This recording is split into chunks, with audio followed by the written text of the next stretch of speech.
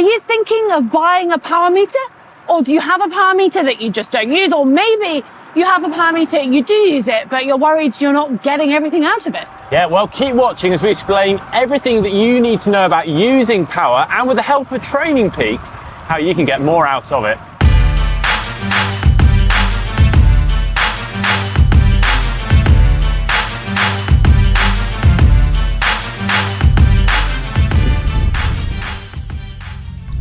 Training with a power meter allows you to make the most out of your time and your effort that you put in. Unlike training with heart rate monitor, power allows you to directly measure the effort that your muscles are putting into cycling compared to heart rate, which basically indirectly measures that effort.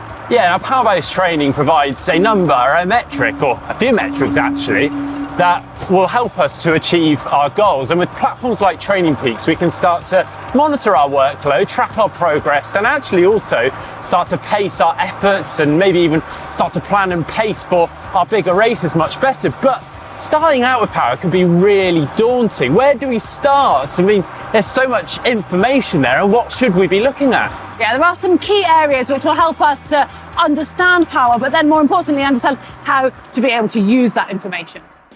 All right, I'm going to jump in here and explain how a power meter works in cycling. Power meters measure how much work a cyclist is doing and express it in watts. This is unique to cycling.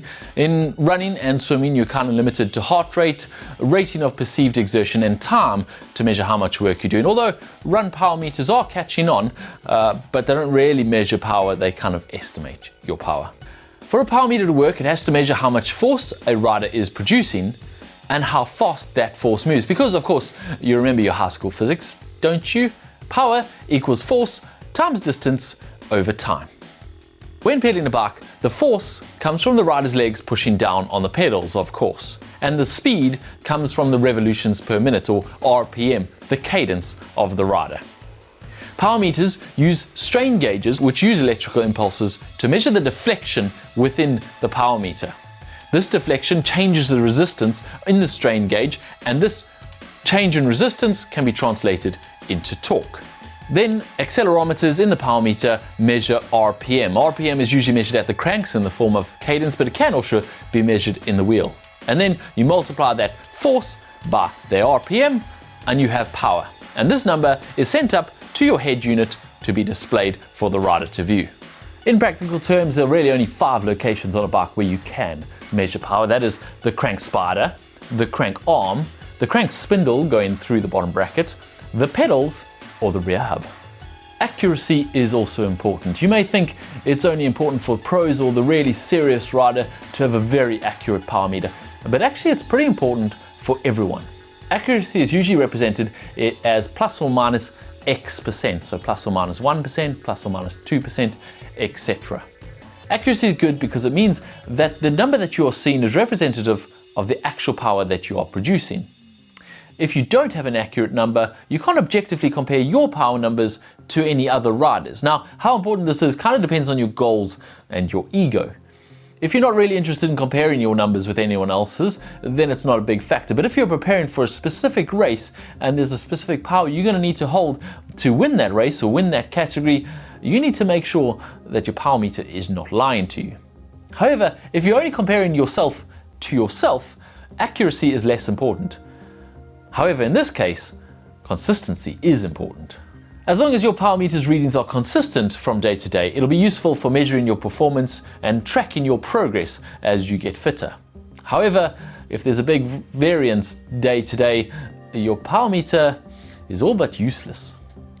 To this end, you need to calibrate your power meter regularly. Calibrating your power meter is essentially zeroing it. It's like hitting a tear button on a scale. Now, generally this is done by positioning your power meter in a neutral position and then sending the command from your head unit to calibrate or zero the power meter. Most manufacturers recommend that you do this at least once a week, if not every single ride. Now, these days, high-end power meters actually come with automatic zeroing or automatic calibration. These power meters detect whenever there is no strain on the strain gauges, and then they zero accordingly so that you always have accurate numbers from your power meter. So now you know what it is, how do you go about actually using your power meter? Well, we'll come on to it in a second, but we would love it here on the channel if you would like to support us. And you can do that by subscribing if you're not already, and also giving this video a like. Well, back to how we use it. So all power-based training is based on the foundation of your threshold power. And that is basically the maximum amount of wattage, aka power, that you can put out whilst your body can still remove the lactic acid being produced by your muscles. Yeah, and so to use power-based training, we need a specific and repeatable foundation to work from. So we use functional threshold power, or FTP, which is, in theory, the maximum power that we can sustain for an hour. And as we get fitter, the power that we can sustain for that hour gets higher. Yeah, so you're probably wondering, well, how do you work that out? Well, there's various tests, the most common one being based around a 20-minute all-out effort. And yes, it is hard, and as a result, you will actually need to retest it every now and again as your fitness improves to make sure you've still got an accurate number. And with this number, you can then calculate your zones, but we'll come on to that more in a moment. But first, a little bit more jargon around power. All things equal, the rider with the highest watts per kilo will be fastest. Simply put, it is the amount of power that you produce per kilogram of body weight. The higher the number, the stronger you'll be. And it's actually quite a fun one to compare with your mates or on Training Peaks with their cool stack-up feature. Well, due to the inherently variable nature of cycling, normalised power gives a truer representation of just how hard that workout was on the body. It takes into account surges as well as freewheeling to give you that more accurate look at the data compared to average power.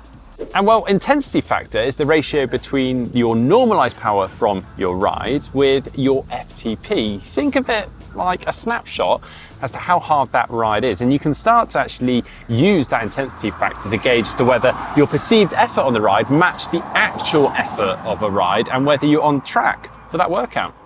TSS measures the total workload of that ride, and then it gives you an indicator of how much recovery would be needed. And it's a really good idea to track this, as it also correlates nicely with fatigue and fitness, therefore indicating how prepared you are to race. Right, where were we then? Well, now that you have your FTP, we can now start to calculate your training zones. Now, training zones are really important. We can start using them to gauge and set the intensity of workouts and also track how well we perform those workouts.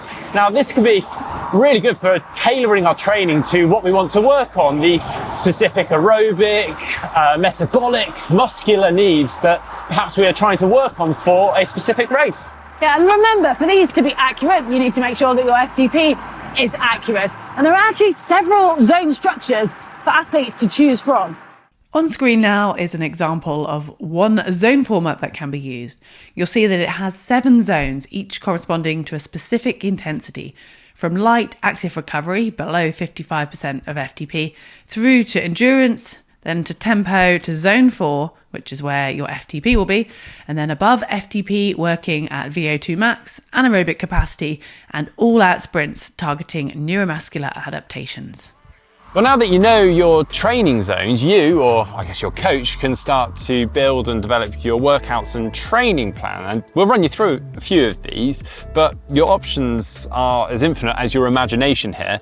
So we're going to start with sweet spot here. So this is an effort between 88 to 94% of your FTP. Now, the beauty of this effort is you are working just below your threshold, so you can rack up a serious amount of time at this effort, which is really going to help to boost your FTP or your threshold. And the aim of this is to increase the duration of these efforts and the number of reps through your season. Now, threshold workouts are meant to directly help you improve your FTP, and they are going to be hard. They need to be between 95 and 105% of your FTP, and yep, they're going to be at that top end, so towards the end of them, you should be really hurting. And just like sweet spot training, you need to be trying to increase the duration of these as your fitness improves and your training goes on.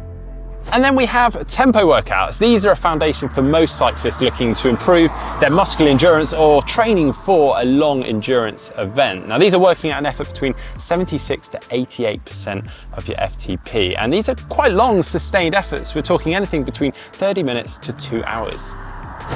lasting from 3 to 8 minutes. These are really high intensity and need to be planned accordingly because they take a lot of time to recover afterwards. Now, depending on how long these intervals are, they are ranging from 105 up to 120% of your FTP. So it gives you an idea of just how much effort and intensity they require. Now, as a result, you shouldn't plan to use these too frequently, but it's nice as triathletes to sometimes just push things a little bit higher.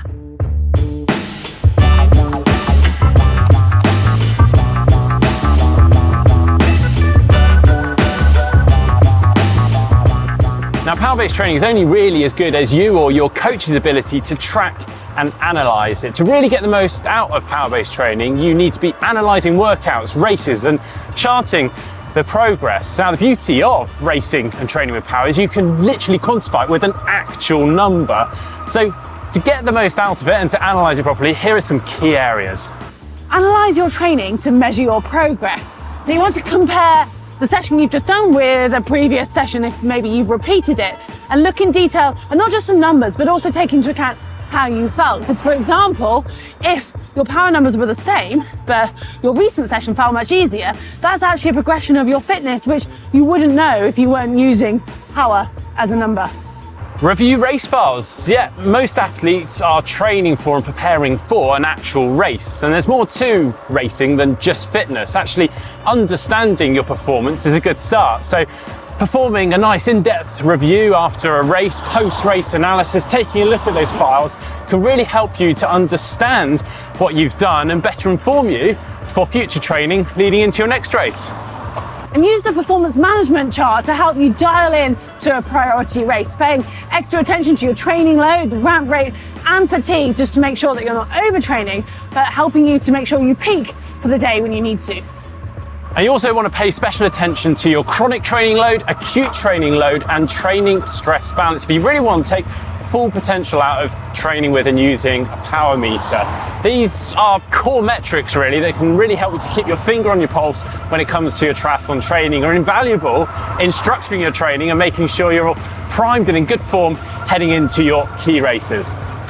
Training with power, irrelevant of what race you might be targeting, is extremely useful for athletes of all levels. Being able to quantify and track your data objectively, as well as then being able to plan future training, is just going to help you get the most out of that time and effort you put into training. Yeah, there's a lot that goes into using power within your training. It can really take a while to get your head around it all and really understand it. And personally speaking, when I first started using power, I just upload my rides, post-ride into Training Peaks, and I just geek out. I'd sit there, sort of scan through, figure out what's gone on, how do I use these metrics, and that was absolutely invaluable. And I would really recommend, if you're in the same situation, using power for the first time, do that. It can be quite addictive, can't it? Before you even take your kid off at the end of a ride and you're just sat scrolling. But anyway, do let us know whether you guys use power or you're interested in it. And if this video has been helpful, we'd love it if you gave us a like.